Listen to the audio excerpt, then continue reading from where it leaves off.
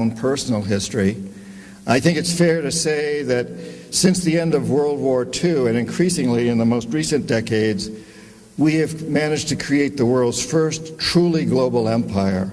And it's the first empire that's been created primarily without the military. It's been created by economic hitmen, by people like what I once was.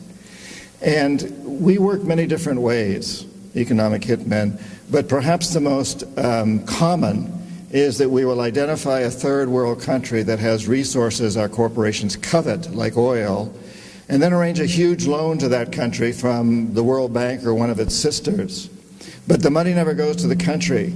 Instead, it goes to our big corporations to build infrastructure projects, power plants, highways, industrial parks, things that benefit a few very rich people in that country, as well as our own corporations, but don't help the majority of the people who are too poor to buy electricity, don't have the skills to get jobs in industrial parks, don't own cars to drive on the highways.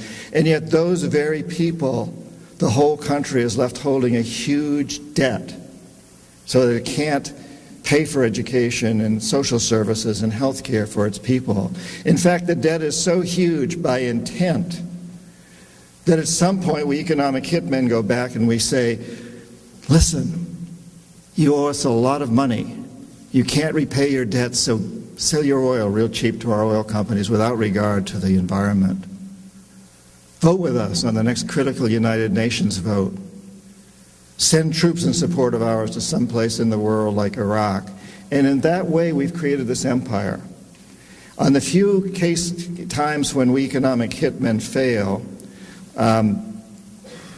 as I talk about in the books, as I failed in Ecuador with Jaime Roldos and in Panama with Omar Torrijos, then the jackals go in. And these are men, maybe a few women, who overthrow governments or assassinate their leaders. So if I'm unable to bring them around, if the economic hitman is unable to bring them around through legal means, what we do is we use legal means through the World Bank, but it's basically corrupting the leaders of these countries. If we're unable to corrupt them, then the jackals go in and take care of them. So when I failed with Jaime Roldos in Ecuador and Omar Torrijos in Panama, the jackals assassinated them.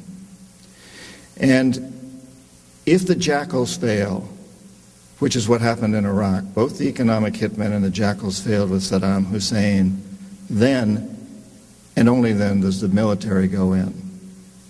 So this is the first empire in the history of the world that's been created primarily without the military only as a last resort.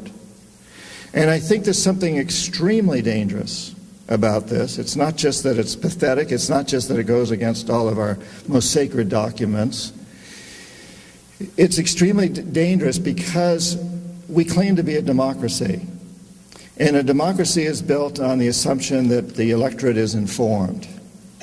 And if the electorate doesn't realize what we're doing internationally, if the electorate doesn't understand the main basis of our foreign policy, which is what I've just described, then the electorate is not informed and therefore cannot vote intelligently.